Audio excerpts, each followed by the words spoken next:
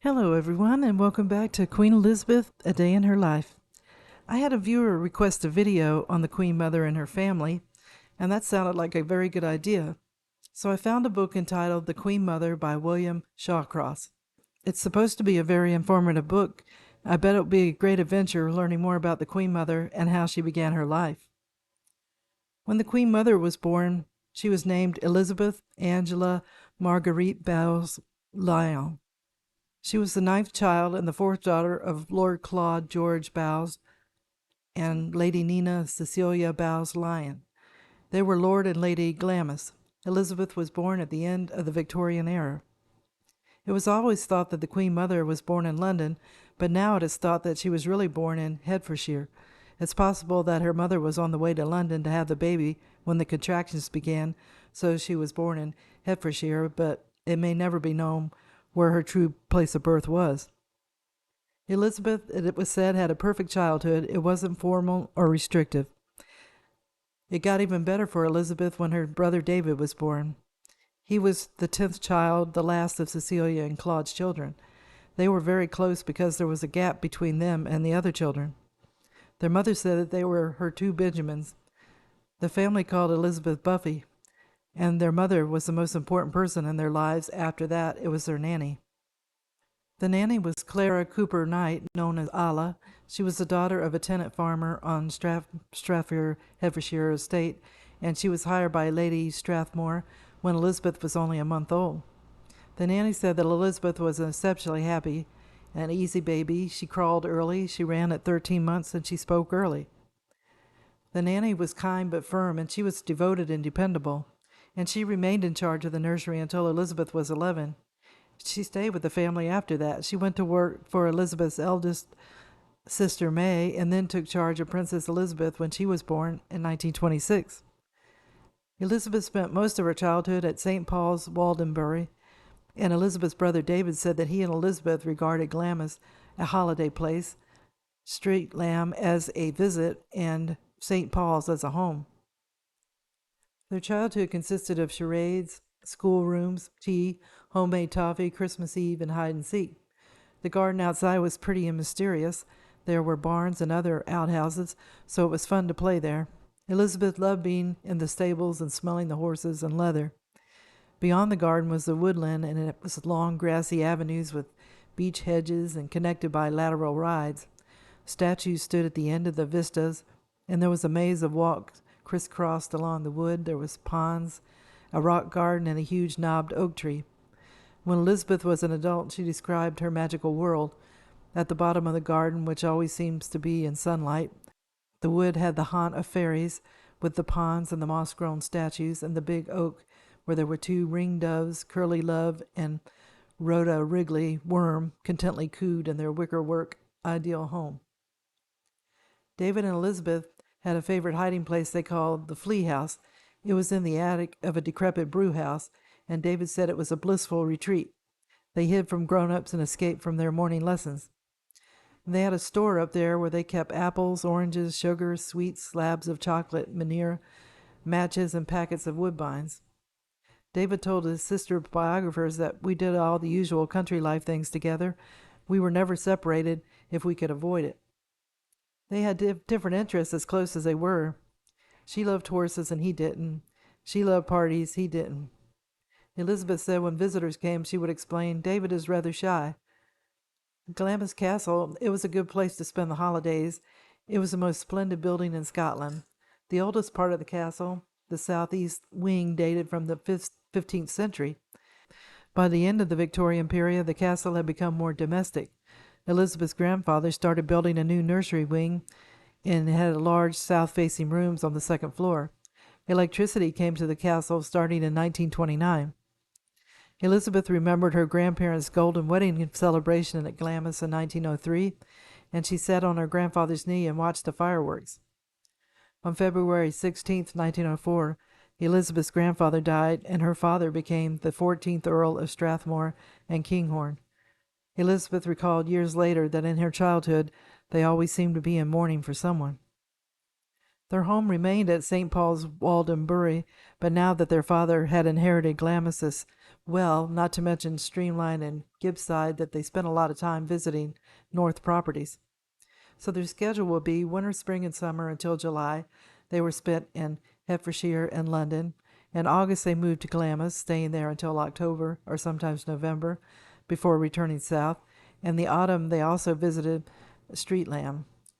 Going to Glamis was a major operation. The family, as well as the household, moved to Scotland. Along with the clothes, they took silver, china, and everything else that they might live with for several weeks during the holiday and entertainment. Everyone took the overnight train, which took them to Glamis. By the standards of the day, they didn't have a grand household. They had a housekeeper, a cook, a lady's maid, a dairy maid, a nursery maid, 2 housemaids, a kitchen maid, 2 footmen, a page, a coachman, and a groom. Elizabeth said that Glamis was filled with the local people working for the family. Outside there were gardeners, grooms, and agricultural workers. Inside were housemaids, kitchen maids, and laundry maids. She said it was like a little village and a happy one, and they were all our friends. The father of the family, Elizabeth's dad, he was thin, unconventional, and had a thick mustache. He wasn't an extrovert. He was quiet, courteous, religious man, and conscientious to a degree. He had a strong sense of duty, which he taught to his children. He was a dedicated landowner who was generous to his tenants. He was a sportsman, a good cricketer, and an excellent shot. He loved forestry, and he took delight in chopping up trees. Claude, Elizabeth's father, he was also eccentric and loved by his family and retainers. Cecilia, Elizabeth's mother, was much loved by all her children, her servants, and her friends. She dominated her family and household, running both with affection and care. One of her daughters said Mother was a very wonderful woman, very talented, very go-ahead, and so upright. She had terrific sympathy. The young used to pour their troubles out to her and ask for advice, often when they would not go to their own parents. Her granddaughter, Lady Mary Clayton, spoke of her as the wisest person one can meet, and she had a delicious laugh. Cecilia had a great capacity for friendship, and she also had a zest for living and was always doing something new. She gave wonderful parties.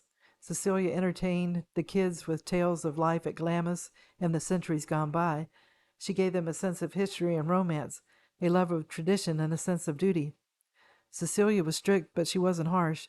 She told them, work is the rent you pay for life, and life is for living and working at.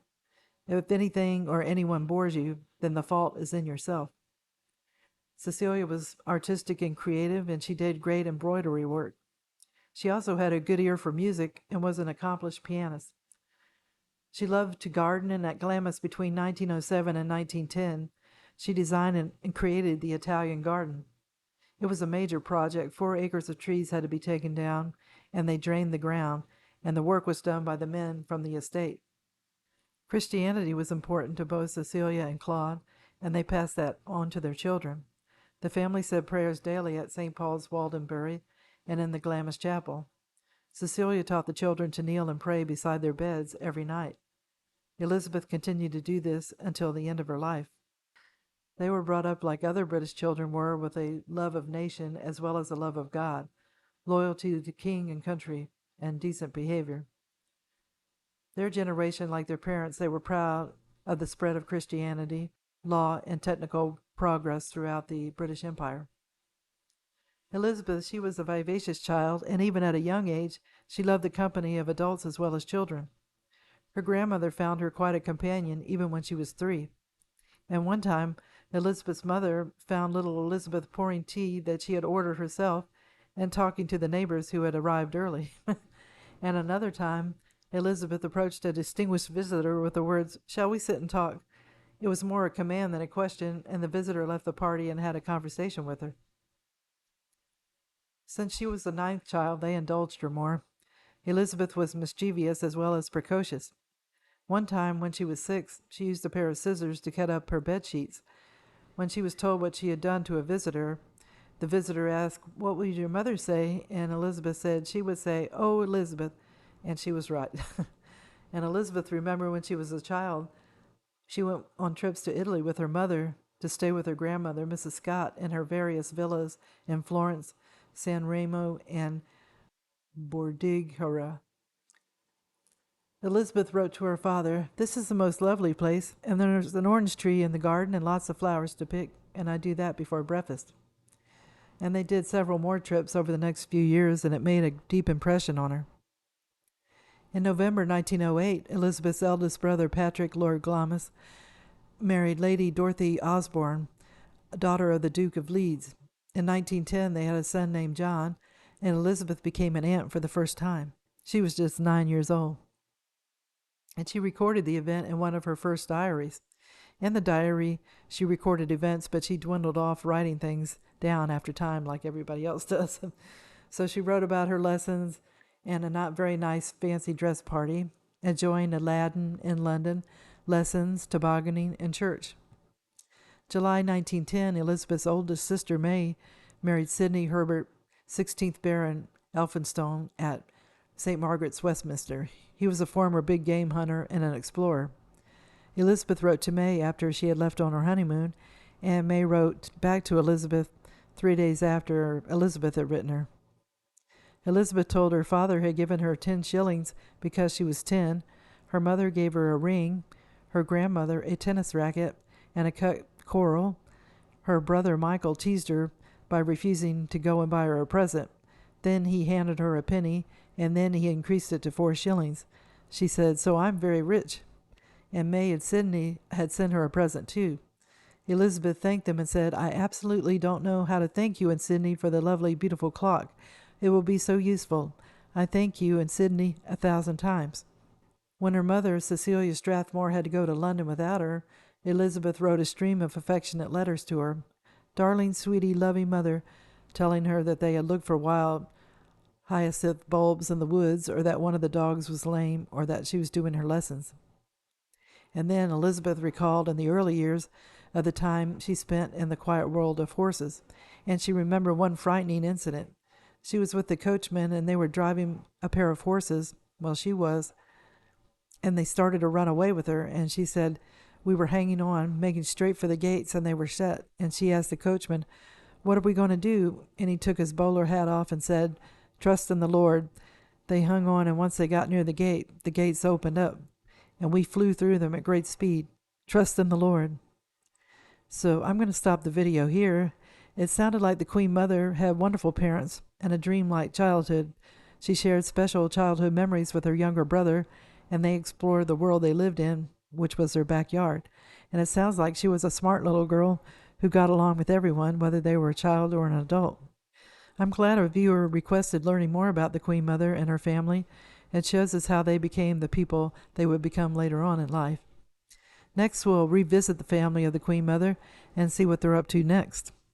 So thank you for watching the video, and if you liked it, if you could give it a thumbs up, it would be greatly appreciated. I wish everyone a good day, and tune in again soon for another episode of Queen Elizabeth, A Day in Her Life. Thank you. Bye.